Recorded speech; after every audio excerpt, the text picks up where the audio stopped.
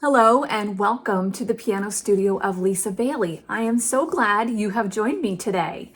We are starting a new series all about the circle of fifths. Now, you might not know what that is, and that's okay. We're going to work on it together and learn it together. In the process of doing the circle of fifths, we're going to learn 5 finger scales, 5 finger patterns for each of the keys. So, for example, many of you may already know the C 5 finger scale, which we're going to be starting with in this video. But did you know that there's a 5 finger scale starting on E? And there's also a 5 finger scale. There's lots of 5 finger scales actually that start on black keys. So we're going to be diving into some new places on the piano that you might not be familiar with. So we're going to begin with the C5 finger scale. As we look at the C5 finger scale, we're going to talk about a couple of new things that you might not know about. So the first one is steps. Now, all of you, if you're in my studio, you have heard the term steps. But did you know there are different kinds of steps? There are whole steps and half steps. Now, a half step is from one note to the very next note, whether black or white. So look at this. This is a half step. And this would be a half step. And this would be a half step. Now, what happens when you want to go from C to D? Well, we have one half step, then we have another half step, which makes a whole step. So if you have 2 halves of something, if you have half an apple and another half an apple, that makes a whole apple. So that's how this is a whole step. So the C5 finger scale is whole step, whole step. Now look at this. Here's a half step, and then we have another whole step. So we go C, D, E, F, G. And every single major 5 finger pattern has that pattern. Whole step, half step, whole step. So whole step, half step, whole step. So here is what the C5 finger scale looks like.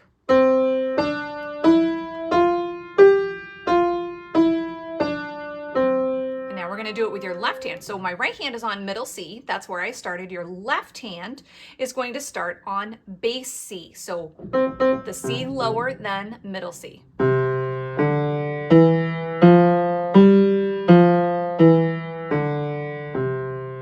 So we use the same pattern. Whole step, half step, whole step. Okay? So hands separate.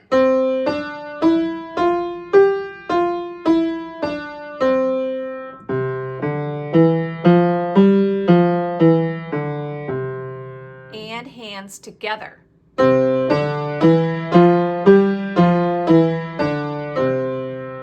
You can also do it in opposite directions, starting with your thumbs. It sounds pretty cool that way. Another thing I want you to notice is that my fingers are not way back here on the ends of the keys. They're also not way in here in the skinny part of the keys. You want to be right in the middle of the black keys or towards the top, the white keys, or towards the top of the white key. See where my finger 2 is? So thumb always sits on its side. Finger 2 is here, not in the black keys, but close. Finger 3 is the same. Finger 4 is the same, and your pinky, we kind of play on its side, just like our thumb. Finger 1 and finger 5 play on their side. So left hand, pinky, kind of in the middle on its side, and then finger 4 near the top of the wide part. Finger 3 the same, 2 the same, and then your thumb, finger 1, sits on its side.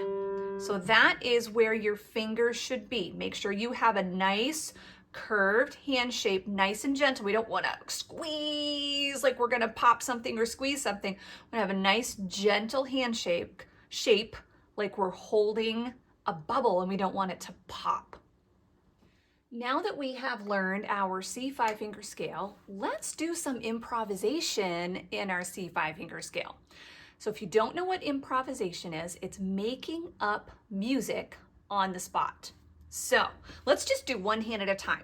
So you could do all the notes in a row and maybe repeat one of them. Or maybe you want to go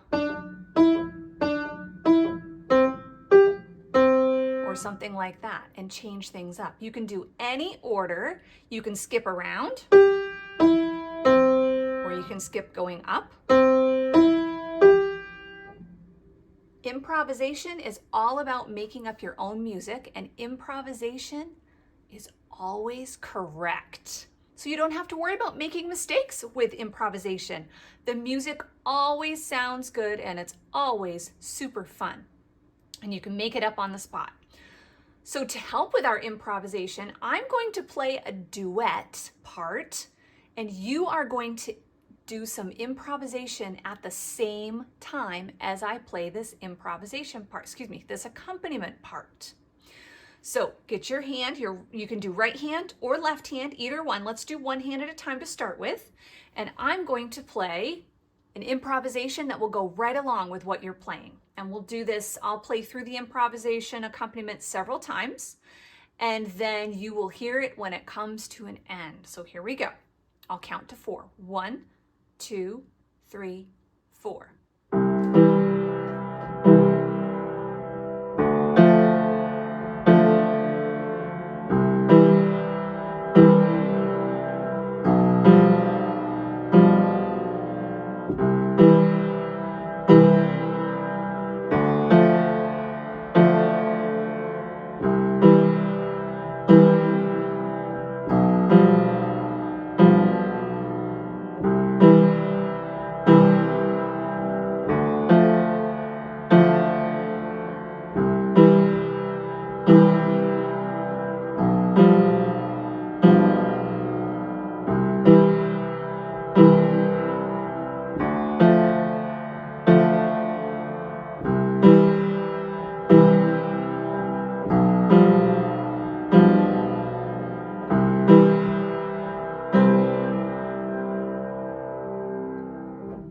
Did you hear that ending? It was different than the rest of it.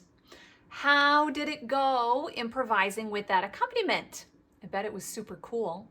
So you can do that as many times as you want to. Play it over and over and try out different patterns with your C5 finger scale. In our next video, we are going to start working on the G5 finger scale. So look forward to that. I can't wait to see you in the next video.